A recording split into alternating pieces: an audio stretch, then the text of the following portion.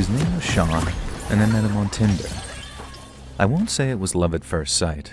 It took a bit of cajoling from him to get me to agree to a date. He wasn't really my type. Kinda looked like he loved himself, a tall and buff guy. I'm usually into slightly pudgier guys who, well, I'm sure you don't care about that. But trust me, fellas, women who like normal guys are out there. And Sean won me over with a sense of humor, his smooth talking, and his absolute geekery. I'm a big Marvel fan, or, well, I was back then anyway, and I went to all the movies in the theater on opening weekend whenever possible. I was also really big into horror, especially the Conjuring universe, so Sean eventually won me over by inviting me to go with him to see The Nun. Hey, the movies are a pretty easy place for a first date. If it's going badly, you can just sort of shift away in your seat and ignore the other person for the duration of the film. He picked me up at a nearby Starbucks. Don't give random Tinder dates your address, people. And we drove to the theater. And honestly, he was great. Really charming, fun, and generally a good time. He knew his movies too. A nerd in a sort of cute way, which is basically just to say that he's a nerd. Now, the one problem was, he was fairly pessimistic about the prospects for The Nun. I'll give him this. He ended up being right. Man, that movie sucked. And let's not even mention the sequel, but this isn't about that. Sean was certain that the first movie was going to suck, even though we were going on opening night, and he was promising me that he had something in mind that would make the experience way more memorable, quote unquote. Well, here we go, I was thinking. He's gonna make sure that we get seats in the back row, and I'm gonna be in for an evening of dodging make-out attempts and groping hands. Still, I wasn't too dissuaded by the former, at least. If only that's what Sean had planned, though. We grabbed our tickets and some popcorn and even a hot dog. Sean was against the idea of buying a drink, though. According to him, needing to leave the theater to use the bathroom ruined any movie. I mean, I guess I could buy that. I did miss a key scene in The Dark Knight thanks to a bathroom break, but it is a bit psychotic with salty popcorn. And sure enough, when he led us into the theater, he headed straight for the back row. We'd arrived very early for the showing, and it was one of those small-town theaters where you just kind of chose whatever seats were available. He led us down the aisle of the back row until we were basically in the middle looking down at the screen. It was a prime spot, in fairness, and I was fine with the seating arrangement. We sat there, making small talk, laughing at the ads, and then watching the trailers quietly like good moviegoers should. Then the lights dimmed, Sean finished his hot dog, and he positioned the popcorn between us, and our hands brushed a couple of times as we shared the salted goodness. And I even felt a bit of a spark there. The movie started off not too bad. I was kind of enjoying it, honestly. Thaisa Farmiga can win me over very easily. But Sean, however, was not enjoying it. He kept nudging me, making whispered comments about how crappy it was and how it could use some extra scares. I mostly just ignored him because, honestly, I was enjoying it and I wasn't going to pretend otherwise. And then he told me to look down. At the same time, I felt something prodding into my side. Sean was sitting on my left, and other than an elderly couple at the end of the row on the right, we had the whole line to ourselves. I looked down. Sean was holding the biggest hunting knife I had ever seen, and the tip of it was very slightly pressed into my side. I remember his words like it was yesterday. Move, or call for help, or do anything, and the blade goes in. He said, just keep watching me. And so we did. And throughout, he kept making goofy remarks and joking comments as if he didn't have a huge knife held against me. And I was absolutely trembling, terrified and speechless with fear almost. At times, I had to stifle back sobs as I replied to his inane jibes at the movie. At this point, I had no idea if he'd lose his mind in anger if I disagreed with him calling the movie garbage or something. I mean, it kinda was, and it got worse as it went on, but obviously I didn't really care at that point. And at that point, I was just begging for it to be over. Scenarios were running through my head. What would happen when the credits rolled? Would he expect us to just walk out like nothing had happened? Would I be getting a blade to the gut? I understood now why he'd forbidden us from getting a soda. Not only could it have required me to get up, but It would have improved the chances of me actually pissing myself in fear. I genuinely cannot express to you the terror of sitting there for 90 minutes with a blade gently pushing into the soft flesh of my stomach. I wanted to do something. I knew if I called out for help, he'd be able to gut me before I could receive so much as a look of concern from fellow moviegoers. And then, thank God, the movie was over. We sat there for a moment, and the credits were rolling, and the knife was still pressing into me. The theater lights went up, and that's when I saw it. It was a literal prop knife. Now, before you think I'm some idiot, it was a professional-level movie prop, I'll be honest. He must have paid top dollar for it, and I could only tell because in the light I could see the official Rob Zombie's Halloween movie branding on the handle.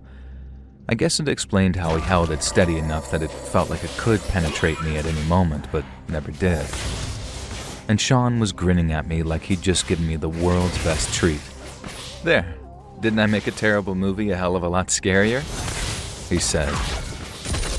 When he saw the absolute murderous rage on my face, I could tell he was genuinely surprised.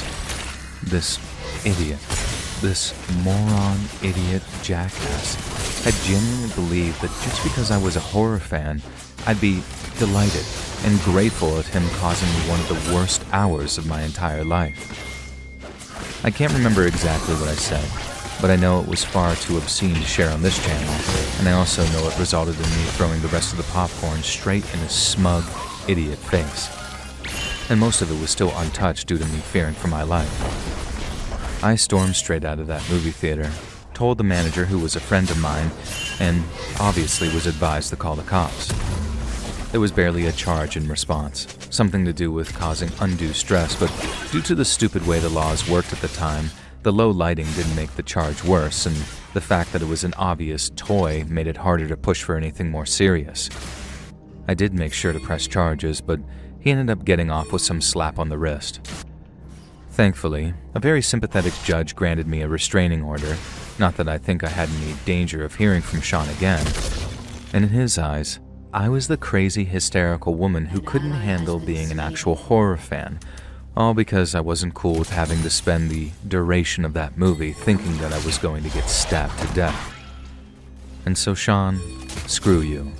I hope the possessed doll of Annabelle eats you in your sleep.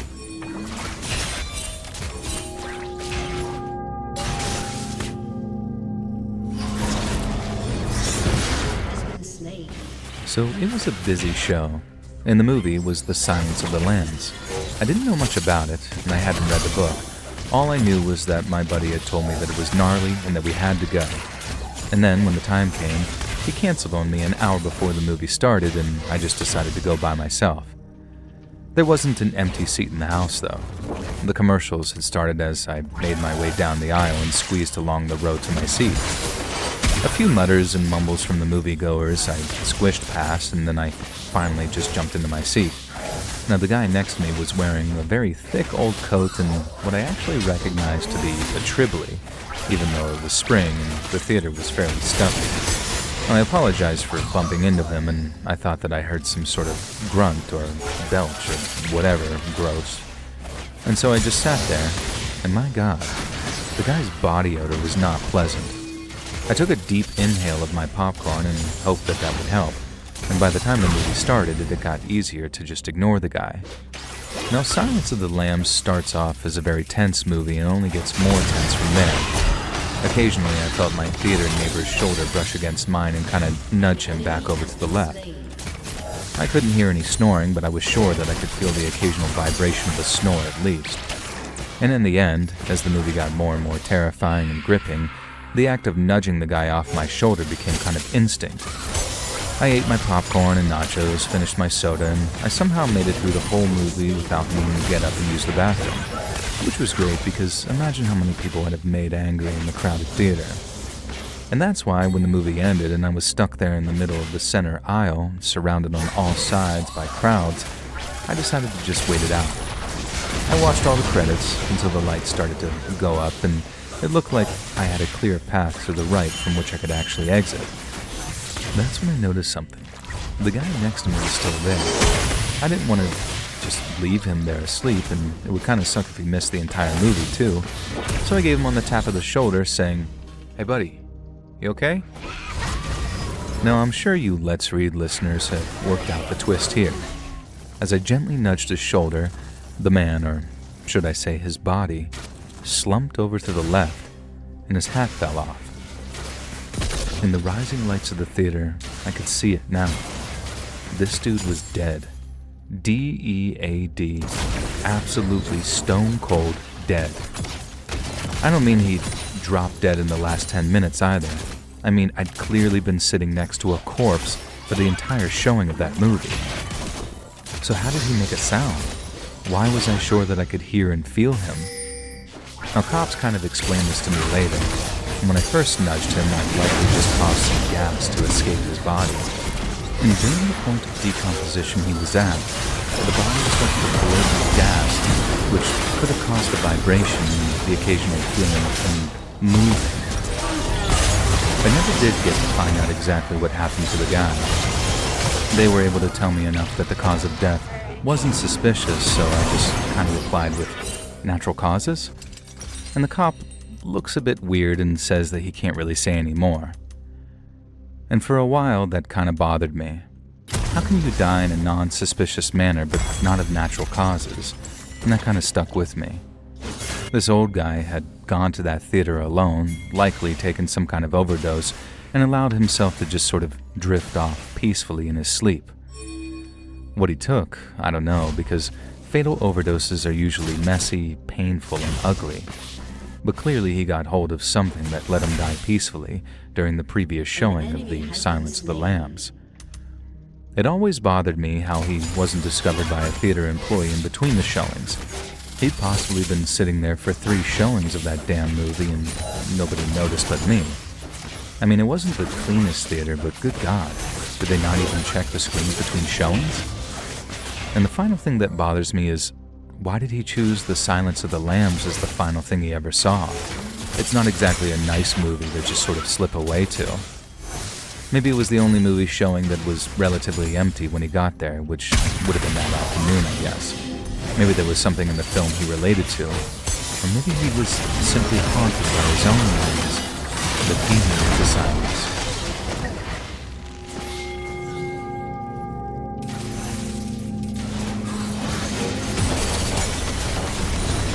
This happened many years ago now.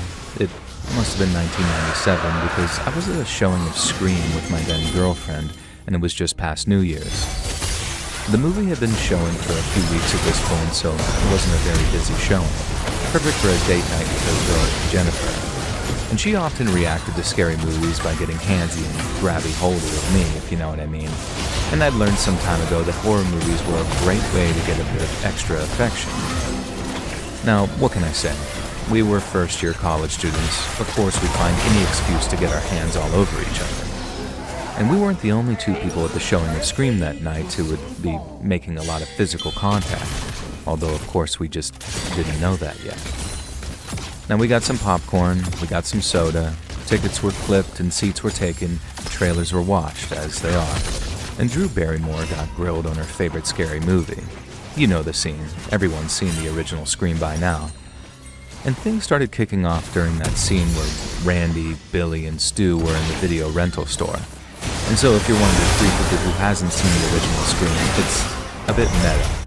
It deconstructs the slasher movie genre a lot, and one character in particular, Randy, he's the narrative vehicle for doing all of that. I don't remember the exact details. I was making out with my girl at the time and failing to pay too much attention to the bits where people weren't getting murdered. But a person who was a few rows ahead of ours really didn't agree with something Randy said about the rules of horror movies. So much so, in fact, that he yelled out his disagreement at the screen. Now, you gotta remember, this was back in the 90s. And back then, keeping your damn mouth shut was normal etiquette in movie theaters. Outside of very specific, obviously intended moments, you didn't just yell at movies. And you certainly don't provide angry, nerdy commentary to nobody in particular because you disagreed with the writer. Well, this guy did. And we'll just call him Mitchell, although I have absolutely no idea what his name was, of course. He started yelling and hooting about the integrity of the horror genre. and that's when the guy next to him started screaming too. Like I said, it was an empty movie theater. These two guys had been sitting next to each other, so I assumed they were together, but later found out that no, they were strangers who decided they absolutely had to stick to their assigned seats instead of sitting anywhere they wanted in the theater. The second guy, who I'll just call Steve, he wasn't screaming at the movie though. Steve was screaming at Mitchell for screaming at the movie. I don't remember the exact exchange, but I remember it well enough that I can make parts of it up for impact. Stuff like, "Dude, it's just a movie. Sit the F down and shut the F up," Steve yelled. Now I should note at this point, Mitchell was still sitting down. He was just kind of flailing his fists around and being very animated. "Are you listening to this?" Mitchell yelled back at Steve, gesturing to the screen and then to Steve and then to the mostly empty movie theater. Jennifer had grabbed my arm and was kind of cowering down in her seat, hoping that we wouldn't get noticed by these weirdos. "I'm trying to listen to the movie," Steve said, and this seemed to calm Mitchell down for a few minutes. Then something else and scream set him off. God knows what it was, but I'd stopped paying attention. This time, though, Mitchell really did stand up and started yelling at the screen like the characters could fully hear him and react to him. He was actually genuinely offended at some opinion that one of the characters had about horror movies. Now don't get me wrong, he wasn't delusional. He knew that there was a writer speaking through the characters, and he knew Wes Craven had directed the movie, so a lot of his ire was directed at poor old Wes. Now rest in peace to the big man, one of the best horror directors of our time, by the way. He was still alive at the time of the story, obviously, and Mitchell was very angry at him for his disrespect of the horror genre. I've never seen anyone behave so stupidly or oblivious to this day. Mitchell was screeching about the hypocrisy on display. I don't think it even made sense with what the movie was actually saying. He just decided that Scream was taking pot shots at his beloved horror genre, and nothing anyone could say or do was going to change his mind. That's what I assumed anyway, and I whispered that to Jennifer. "Well, look," she whispered back. Now Mitchell was a big guy. From a few rows back anyway, he appeared to be around 6 feet and nearly 300 pounds of fat and muscle. And then Steve stood up and squared up to him. Now Steve was not a tall, muscular powerhouse at all. He was 5'6", if that, and he was one of those thin, pasty dudes you see a lot of on YouTube these days, with long hair and a white t-shirts. You know the type I mean. But good God, Steve squared up to Mitchell like he was Stone Cold Steve Austin. He had the confidence of a man who knew, unquestionably, that he could kick this other guy's ass, and if it came to it, he would. So Steve reaches out and pokes Mitchell in the chest and says something like, "Just shut the F up and sit down, buddy. Do us all a favor. Some of us are trying to watch the movie." Now me and Jennifer were paying attention. I grab a handful of popcorn. Jennifer whispers to me, asking to take bets on what's going to happen next, and I tell her I think Mitchell is going to back down. But I was wrong. I was very, very wrong. Instead, this Mitchell guy let out what I guess was intended to be a roar, but his voice cracked mid-growl, so it was kind of like,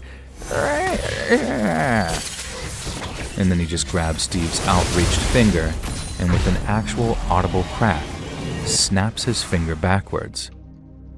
We're all just staring at this, completely shell-shocked. Steve takes a few steps back into the aisle, and he's staring at his finger bent backwards, and then back up at Mitchell. Even in the dark of the theater, I see a look pass over Steve's face that even to this day makes my stomach sink. It was the look of a man who realized that he just made a very big mistake. You see, that confident "I've got this" guy I'd imagined Steve has in that moment, he obviously didn't exist. I guess he thought Mitchell would have fallen for it and backed down, but not so much. Remember how I'd also assumed Mitchell was an unfit kind of slob? Who knows if I was right about that, but this guy had heft, and he threw himself at Steve, just full-on charged into him in the aisle like a goddamn bull. Slammed Steve straight into the floor, so hard that we actually heard another crack. And then Mitchell was pounding, punching, pummeling him. His fat fists were flying, blood was literally coming from Steve's mouth as Mitchell was just wailing on him, continuing to shriek and yell about the movie, about horror, about disrespect, All sorts of incoherent crap that made him sound like the obvious violent nutjob that he clearly was. Of course, being a hot-blooded 18-year-old male, I wasn't just going to sit there and watch this guy get destroyed just for telling Mitchell to shut up. And despite Jennifer begging me not to get involved, I started to make my way down the aisle in the semi-darkness. Now again, I was taking my time a little, hoping another savior might show up in the meantime, and thankfully she did. Out of nowhere, vaulting over chairs like some Olympian, this woman came sprinting out of left field, shocking all of us.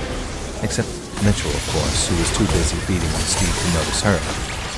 The woman, I'm just going to call her Venus, took advantage of Mitchell's obliviousness. A few feet away, I saw her stop. And then she took a running kick, knocking Mitchell clear off of Steve and sending him rolling down the aisle a few feet. Barely even pausing to leap over Steve, Venus then whipped something from her belt. I heard the sound of a spray can, and Mitchell's screams changed dramatically. Turns out our savior was an off-duty homicide detective at the theater with her husband to enjoy a romantic date night together. Mitchell got a face full of mace, a boot's worth of broken ribs, and a handcuffing in the form of plastic ties that Venus kept on her person while off-duty just in case situations like this arose. She later joked that she never expected to actually have to perform an off-duty arrest. Steve was fine, except for a few broken teeth. And as for what happened after to Mitchell, Steve, and this Venus character, I can only guess. We missed the end of the movie, obviously, and we were all offered refunds and comp tickets for any showing or movie of our choice. Someone tells me they didn't extend this offer to Mitchell, though. Now, I scored points with Jennifer for at least intending to be a hero, but I'll leave that up to you to decide how that manifested. Now, this was all 30 years ago now, but I still think on it from time to time. I hope Steve, Venus, and her husband are all doing well, if they're actually still around. And Jennifer and I ultimately didn't stay together, but we are still Facebook friends, and she seems to be doing good. To this day, though, I've still never watched the second half of Scream. I decided to leave the rest of the movie up to my imagination because sometimes fiction can never compete with the insanity that is reality.